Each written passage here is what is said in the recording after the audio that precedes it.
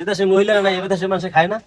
এই খোলার পিঠাটা দেখছো, এই খোলার পিঠাটা চেঞ্জ করতে হবে। এটা গুণের খোলা নাই, এটা গুণের খোলা না দিলে একটা পিঠা দেখেন কাজ করতে করতে গামাই গেছে। একটা অকাম্মা বউ আছে ঘরে, কিচ্ছু করে খাওয়ায় না। জীবনটা আমার মামার পিঠের না হয় যে বাজা বাজা লাল হয়ে গেছে।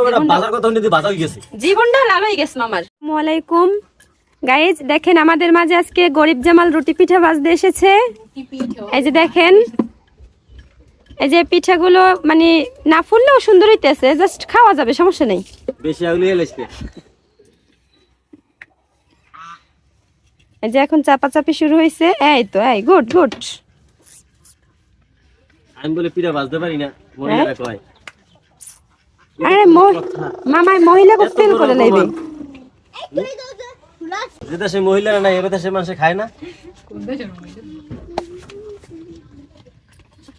এই খোলার পিঠাটা দেখছো, এই খোলার পিঠাটা চেঞ্জ করতে হবে। এটা গুণের খোলা নাই, গুণের খোলা নাই, এটা গুণের খোলা না দিলে একটা পিঠা দেখেন কাজ করতে করতে গামাই গেছে। একটা অকাম্মা বউ আছে ঘরে, কিচ্ছু করে খাওয়ায় না। জীবনটা আমার মামার পিঠের না হয় যে বাজা বাজা ওই লাল হয়ে গেছে।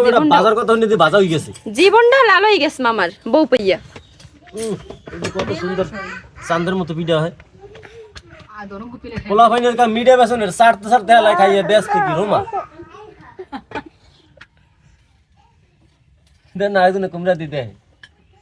না জীবনে যদি বউ দিয়ে শুকনো করা যায় মামা, তাই আর রয় কি কন্দি।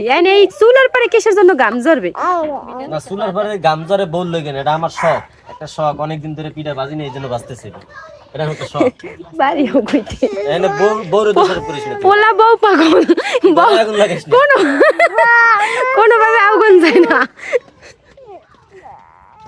আরে না খুব সুন্দর হয়েছে, চমৎকার, খুব চমৎকার হয়েছে।